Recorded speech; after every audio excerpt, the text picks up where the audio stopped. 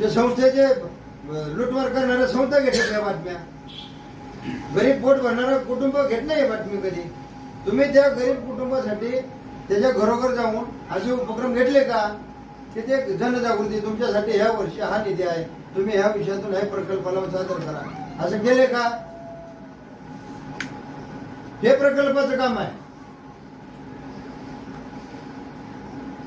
प्रकल्पाला विचारलं की प्रकल्पाच्या अधिकाऱ्यांनी पळायचं शाळेच्या नावाखाली. तिथं काय इन्स्पेक्शन. प्रकल्पाला मी 3 वर्ष झाले प्रकल्पाला अर्ज आहे माझा, तो मी देतो तुम्हाला. देऊ का तुम्ही अर्ज? सुद्धा तुम्ही पारधी समाजाच्या घरी भेटी द्या. एक प्रकल्पाचा अधिकारी थांबला नाही तिथं गेला. तिथं शेजारी तळेगावला जावा. 15 मेलेले कोंबड्या खाते लोक, मेलेले जनावरे खाते. माझ्याकडे आता फोटो आहेत सगळे. जनावरे का माणसंही होते. शासनाचा निधी त्यांना गेला, शासनाच्या सुविधा त्यांना गेल्या, तर ते मेलेले बकरे जनावर खातील काही लोक. आळ्या पडलेले कोंबड्या खाते. आळे पडले ते एक बाजूला.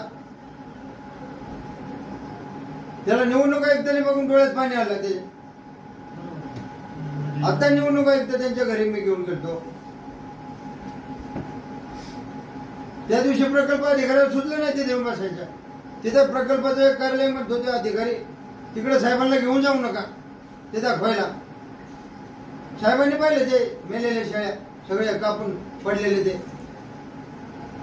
तुम्ही खावा बरं एक दिवस त्यांच्या संग बसून. तिथून फाईलला हात काय लावले नाही एवढं उत्तर द्या. 10 वर्ष का नाही आला? मग तुम्ही का दिला नाही? मुद्दामून दिलाय का? अरे तसं कसं येणार? तुम्ही नाही तर ते लेखी द्या ना. का नाही तुम्ही सांगितलं मला हे योजना नाही? गायकवाड साहेबांनी सांगितले त्या पद्धतीने अर्ज केले तुम्ही. बाकीचं मला कोणाचे नाव घ्यायचे नाही. तुम्ही 10 वर्षात या योजना दिलेल्या नाहीत, मला लिहून द्या. साधा प्रश्न आहे. हे तुम्ही म्हणता योजना नाही, 10 वर्षात तुम्ही दिल्या नाही, त्या लिहून मला.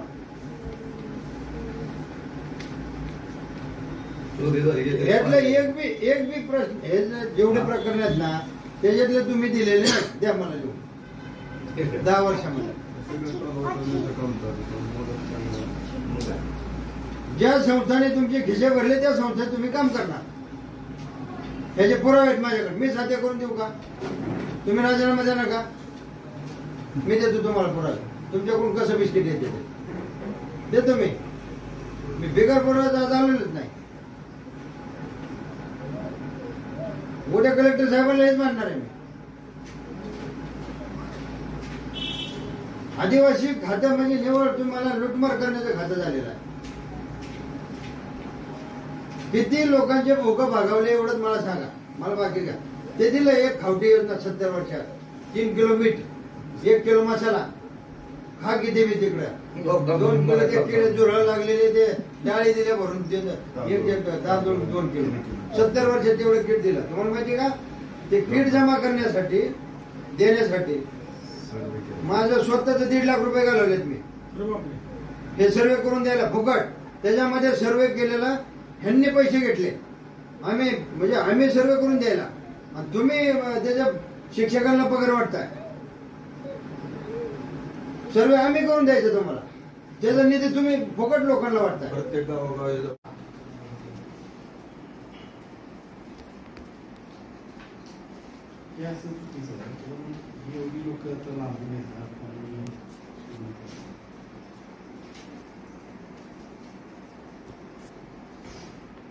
किती 20 लोकांची 35 लोक आहेत. 35 आहेत नाही तू? त्याच्या व्यतिरिक्त अजून काही द्यायचे तुम्हाला? नाही, आता विषय असा आहे की मुळात म्हणजे 6 प्रकल्प म्हणजे आपण किती वर्ष झाले? 15 वर्ष झाले. 6 प्रकल्प अधिकाऱ्यांच्या पटल्या झाल्या. 6 प्रकल्प अधिकारी तिथून मागं.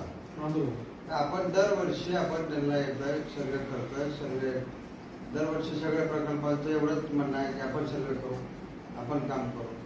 आता 15 वर्ष सर्वे का होऊ नये? येत तर विषयाला कोरोनाच्या काळामध्ये आम्ही प्रकल्पाला स्वतःहून तुमच्या प्रकल्पानं सगळं बोगस कारभार केलेला त्यावेळेस. प्रकल्पाचे सर्वे जे केलेले आहे ते आम्ही करून दिले. तुमच्या अधिकारी नाही केले. त्याला पटोले साहेब त्याला जबाबदार आहे त्यावेळेस त्यांना जे स्वतः आम्ही ते करून दिलेलं सर्वे खावटीच्या टायमाला. त्याचा उद्दिष्ट काय होता की घोडेगाव प्रकल्प वारंवार एकच शब्द देतं की त्या ठिकाणी पुणे जिल्ह्यामध्ये पारधी नाही, तर पारधी नाही असं ते उल्लेख. तर सर्वे करून दिल्यानंतर तुम्ही त्या कुटुंबासाठी केलं पाहिजे हा विषय होता. आम्ही 9 ऑगस्टला आम्ही या ठिकाणी एक आंदोलन केलं. सदर कलेक्टर ऑफिसने सांगायचं घोडेगाव प्रकल्पाकडे करा, तहसील ऑफिसने सांगायचं घोडेगाव प्रकल्पाला करा. आणि हे सगळ्या गोष्टी होत असताना आम्ही 9 ऑगस्टला आदिवासी दिनानिमित्त या ठिकाणी तुम्ही जर पाहिलं तर परत तुम्ही 3 दिवस घरी जेवतच नसताय माघारी. एक तर तुमच्या मनाला प्रश्न पडताय, नाही तर आपण कोणत्याही नोकरीचा विषय तुम्हाला स्वस्त बसणार. बरोबर बघा नाही का, डोळ्याने पाहणं लोकांनी सांगणं खूप फरक आहे. असं कधी कधी वाटतं असं 70 वर्षाचं पारधी नाही असं प्रकल्प म्हणताय, गुन्हा दाखल करून टाकावा असा विषय होतो. चिडचिड होते. नाही बरोबर वास्तविक आहे ते. वाटलं गेलं या प्रकल्पानं. सरळ नाही म्हणले असते तर समाज कल्याणी दिला असतं. काय झालं नाही तर त्यांच्यामध्ये अजून एक मला वाटतं आपल्याकडे पारधींचे एसटी मध्ये पारधी, फास पारधी, फासेबल हे आहे. आणि सगळ्या पारधी एका बीजेएनटी ए गटामध्ये एक टाकलाय.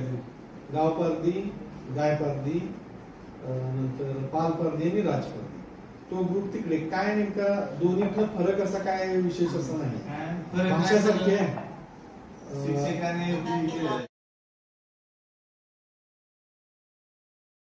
आपले मदत मुळात त्याच्यापर्यंत ते हे पोचलेलंच नाही.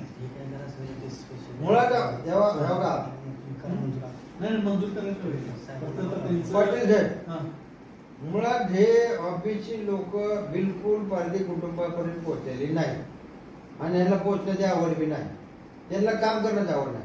तुम्ही असे पत्रकार नाही बाबा ज्याला हे आवड असेल त्याला हे करावं, नाही तर बदली करून टाकावं. चालेल तेही करू. चांगला विषय ज्याला नाही जमायचं कशाला करतात. इंटरेस्ट असणारी लोक घेऊन ह्याच्यामध्ये फिरणारी, काम करणारी आणि त्याच्यात आवड निर्माण असणार माणूस द्या ना. हे तर सोडून द्या, पण चांगल्या काहीतरी योजना तुमच्या समाजासाठी करूया. बचत गट करून वगैरे असं काहीतरी त्याच्यातनं म्हणजे ती माणसं पुढे आपल्या पायावर पुढे राहून पुढे योजना करा. परंतु ह्यातलं एकही प्रकरण त्याच्यातली कुठली बसत नाही, त्याच्यात दुसरी योजना त्याच्यात टाकून प्रकरण सगळी मंजूर झाली पाहिजे. दुसरं देऊ आपण त्याच्यात मुळात या दोघांचं लेखी पाहिजे. हा घेऊया त्याचं, त्यांचंही घेऊया. तर आपलंही काम पुढे जायला पाहिजे. मला बाकीच्या गोष्टी त्यांची चूक त्यांना करा. हा आपलं कामही पुढे जायला पाहिजे. त्यांचं त्यांना आम्ही हे करू. आम्हाला लेखी पाहिजे. हो आमचा अपमान केवढा येतो. हो जाती भेदभाव केले यांनी. भेदभाव या पारधी समाजाचा फायलीला हात न लावणं हा भेदभाव आहे. त्याच्यानंतरच्या फायली दाखवा माझ्याकडे शिवाय तुम्ही किती फायली मंजूर केल्या नाही केलं म्हणून द्या लिहून. त्याच्यानंतर एक फायली मंजूर केला. तुम्ही बोलून नका कोण त्यांच्याशी बोला. तुम्ही काय दिली नाही. आम्ही त्यांना ते विचारलं, सांगितलं त्यांना हे काढायला. असं गोळा काढून माझा काय बोलू नका. नाही त्यांना देऊया ते. फक्त आता हे पुढे काम कारण काय आहे, काम पुढे घेऊन जाऊया आपण. लोकांना 4 लाभ मिळवून देत आपले काहीतरी. आता आपल्या पारधी विकासाच्या इथे आता ह्या प्रकल्पामार्फत सातारा, सांगली आणि कोल्हापूरसाठी काय काय योजना दिलेल्या आहेत. एक तर भाजीपाला विक्री केंद्र दिलेली आहे, दुकानं दिलेली आहेत, नंतर रसवंती गृह दिलेलं आहे, सायकल दुरुस्ती, मोटर बाईक ते दुरुस्ती. आपल्याला जर काय आपल्या याच्यातली ग्रॅज्युएट मुलं कोण असतील म्हणजे पोलीस प्रशिक्षण केंद्राचं दिलं आहे. आणि आपल्या हॉस्टेल शाळा आहेत पुणे आणि ह्या विभागात मिळून 24 वसतिगृह. तिथे आपली कुठलीही मुलं असतील तुम्ही सगळं मनावर घेतात. हा शासन तुमच्या बदली करणार. मी 10 वर्षात म्हणतो ना मी बदलीचं सोडून द्या. मी इथे असेपर्यंत ते शासन बदली करणार. परत सहकार्य राहील तुम्हाला.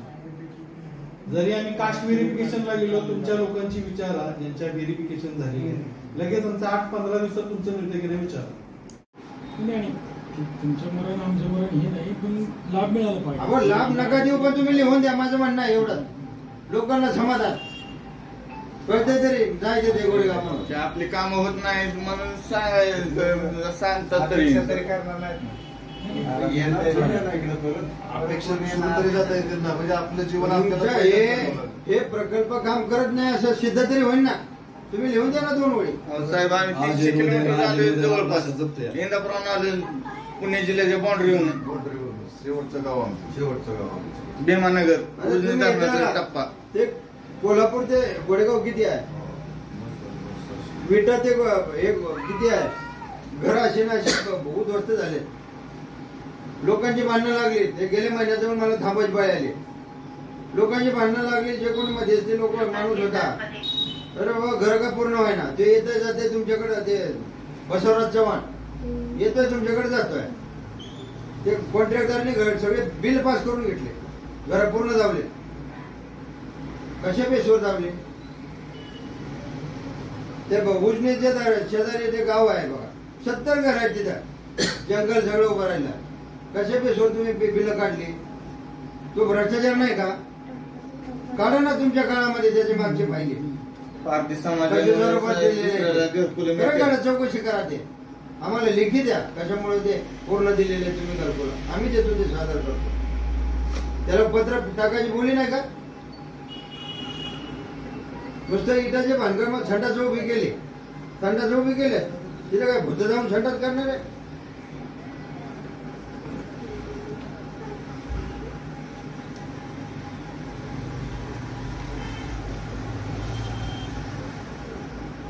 तुम्ही मला उत्तर द्या साहेब. तुम्ही गप्प बसू नका. तुम्ही या फायलीला हात का नाही लावला?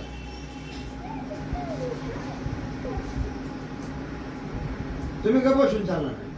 तुमच्यामुळे आमची नुकसान होते. तो विषय सर्वांनी माझ्याकडे मार्क करून कोणत्या ते मार्गाच्या सोडा. तुम्ही यांच्याकडून तुमच्याकडे का नाही, का तुम्ही यांच्याकडे का नाही दिला? लिख द्या मला. 2च प्रश्नाचं उत्तर आहे, जास्ती नाही. तुमच्याकडून यांच्याकडे आलं असतं का नाही? ते होऊन येतं नाही. तुम्ही तिथून फाईलला हात का लावले नाही एवढंच उत्तर द्या. माझ्याकडे विषय आला 10 वर्षात का नाही आला? मग तुम्ही का दिला नाही? मुद्दामून दिलाय का? मुद्दाम नाही सर. ते म्हणाले की ही योजना सध्या चालू ठीक आहे, बरं.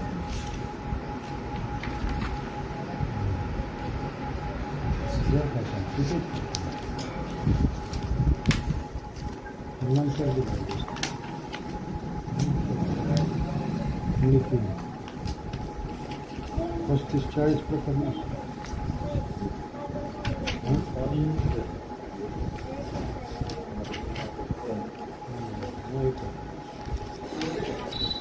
चाळीस प्रकरण 40. हॅलो, खाली कुठं काय सर काही?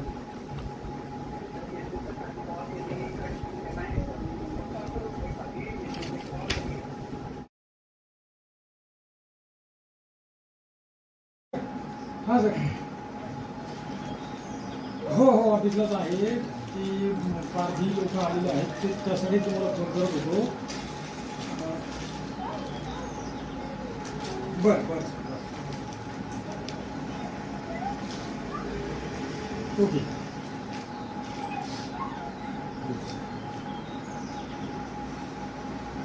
ते आता आहे काय झाले, त्यांनी प्रस्ताव दिले होते 31. ते डिस्पॅचच्या मुलीकडेच होते. त्यांनी विचारलं भुवनेश्वरला, तर भुवनेश्वर म्हणे माझ्याकडे नाही येत, ते नका दे. तिच्याकडेच ठेवले. आणि नाही नाही नाही 18 सप्टेंबर 23 दिले त्याचा. हो, तो शिक्का आहे त्याच्यावर इनवरचा. पुढं तिने पाठवलेच नाही. आणि भुवनेश्वरांनी तिने सांगितलं, भुवनेश्वर म्हणे ते नाही आहेत, ते काहीतरी योजना आपल्याकडे नाही आहेत असं तिच्या भुवनेश्वरांचं म्हणणं. येस, मी तिला तेच म्हटलं की तुझी जबाबदारी ही जी पहिले तू यांच्याकडे नाही, PO1कडे ते सादर करायचे की आलेले टपाल आहे ते मार्किंग केलं असतं. भुवनेश्वर म्हणा किंवा VKC म्हणा किंवा सुहास म्हणा, ऑर्डर मी तो ते तसं ठेवलं. ते म्हणतात की आम्हाला हो ना.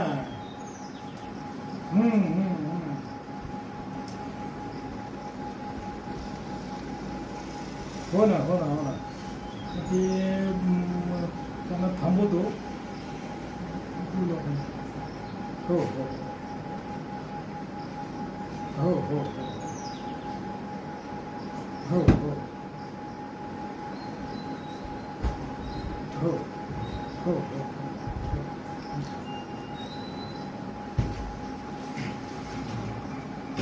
आलतो ना आता फोन दुसरा नंबर आमचा येतो येतो फोन झाला आहे त्यांचा. 2 मिनिटं आहे का तुम्ही पुढं अधिकाऱ्यांना देऊन येताना तुम्ही ढकललं का नाही एवढंच उत्तर आहे. तुम्ही पुढं का नाही पाठवलं आम्हाला एवढंच मागायचं बाकीचं काय सांगू नका आम्हाला.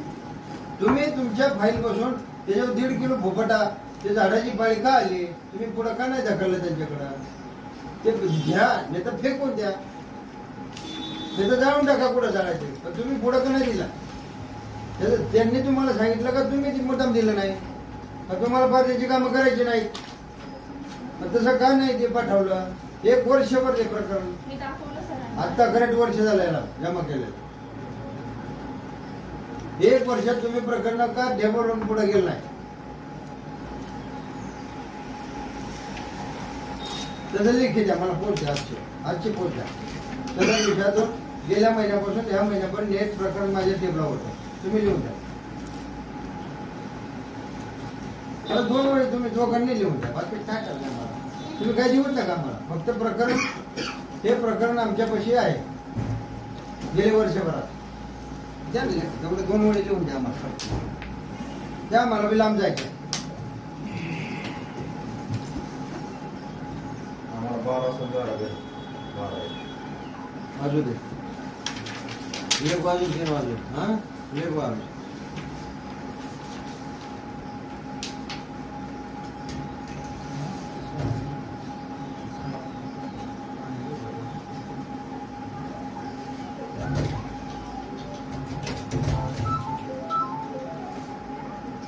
हॅलो हां सर हां सर